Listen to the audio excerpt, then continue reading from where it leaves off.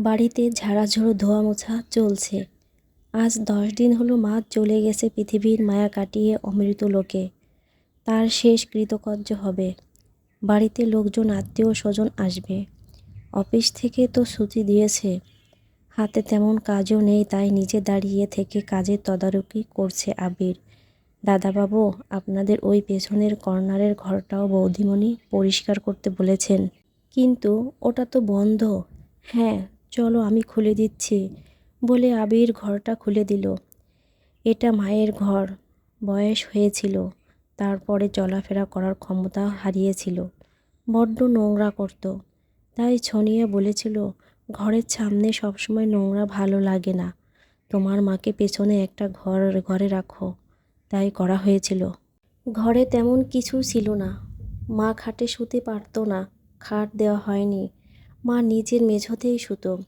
ওপাশের জানালাটা খুলতে গিয়ে পায়ের কাছে কি একটা যেন ঠেকলো আবিরের। ডায়েরি? না, হ্যাঁ ডায়েরি তো। মায়ের ডায়েরি মনে হচ্ছে। ডায়েরিটা তুলে একটা চেয়ার টেনে নিয়ে বসলো আবির। ডায়েরির পাতা উল্টাতে উল্টাতে আবিরের মনে পড়ল, কি সুন্দর হাতের লেখা ছিল আমার মায়ের। আমার স্কুলের প্রজেক্টের খাতা মা লিখে দিত। বন্ধুদের কাছ থেকে আনা নোট দেখে মা রাত জেগে আমার নোট লিখে দিত। পরে মায়ের হাতের লেখা এত খারাপ হয়ে গিয়েছিল, হয়তো বয়সের ভারে, হয়তো ভালো চোখে দেখতে পেত না, হয়তো হাত কাঁপত। আমার মা অবশ্যই খোঁজ রাখা হয়নি। মায়ের লেখাগুলো দেখতে দেখতে একটা পৃষ্ঠায় এসে থমকে গেল আবির। এগুলো কি লিখেছে মা কাঁপা কাঁপা হাতে? বাবু, আজ তোর জন্মদিন। আজ অন্তত একবার আমার ঘরে আসতে পারতিস। আমি জানি তুই ভীষণ ব্যস্ত। অত বড় অফিসার, কত দায়িত্ব। তারপর তোর সংসার মিলিয়ে তুই। আমি জানি বাবা, তবুও আজ যে তোকে বড় ইচ্ছে করছে দেখতে রে। আমি জানি আমার গায়ে অনেক নোংরা, গন্ধে তোর বমি পায়। আসলে তোরা তো আমাকে নির্বাসন দিয়েছিস। নির্বাচন ছাড়া আর কী বা বলবো। হলোই বা নিজের বাড়ি, যে বাড়িতে কারো সঙ্গে দেখা হয় না, দিনের পর দিন কোনো কথা হয় না কারো সঙ্গে, চলাফেরা করার ক্ষমতা হারিয়ে এই চার দেওয়ালের মধ্যে বন্দী। তবু শুধু কাজের লোকের দুবেলা ভাত দিয়ে যাওয়া, এই জীবনটাকে নির্বাসন ছাড়া আর কি বলা যায়। জানিস বাবু, তুই যখন ছোট ছিলি, খুব ছোট, আমি খেতে বসলেই তোর পায়খানা পেত।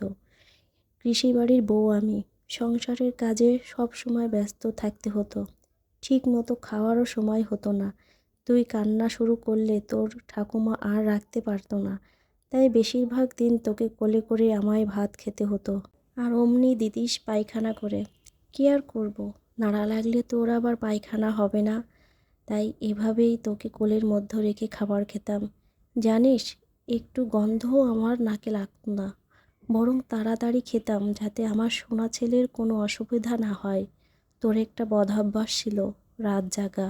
দিনে ঘুমোবি আর রাতে জেগে থাকতিস। সারা দিনের কাজের ধকল আর রাতে না ঘুমাতে পারা, তোর সাথে জেগে রাত কাটানোর দিনের পর দিন, তবুও মনে ক্লান্তি আসতো না জানিস। তোর মুখের দিকে তাকালেই সব কষ্ট কেমন যেন মুছে যেত। তোর বাবার সামান্য রোজগারে আজকের এই এত বড় অফিসার হয়তো তোকে বানানো সম্ভব হতো না।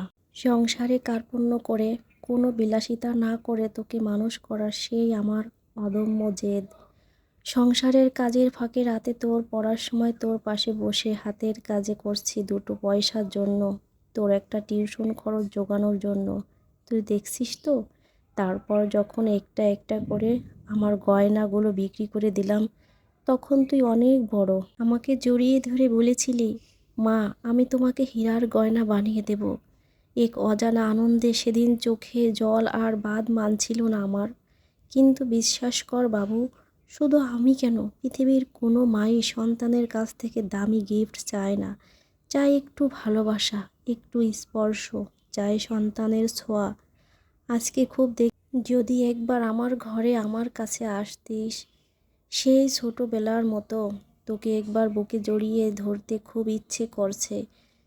তুই না হয় স্নান করার আগেই আসতি। আমার এই নোংরা হাত দিয়ে তোকে না হয় একটু শুয়ে দিতাম, একটু আদর না হয় করে দিতাম। তারপর তুই ভালো করে দামি শ্যাম্পু বডি ওয়াশ মেখে স্নান করে নিতিস। দিন চলে গেল, রাত হয়ে গেল, রাতও চলে যাবে, তুই এলি না। ভালো থাকিস বাবা, ঈশ্বর যেন তোর মঙ্গল করে। তোর দীর্ঘ আয়ু কামনা করছি। শুভ জন্মদিনে এই শুভকামনা রইল।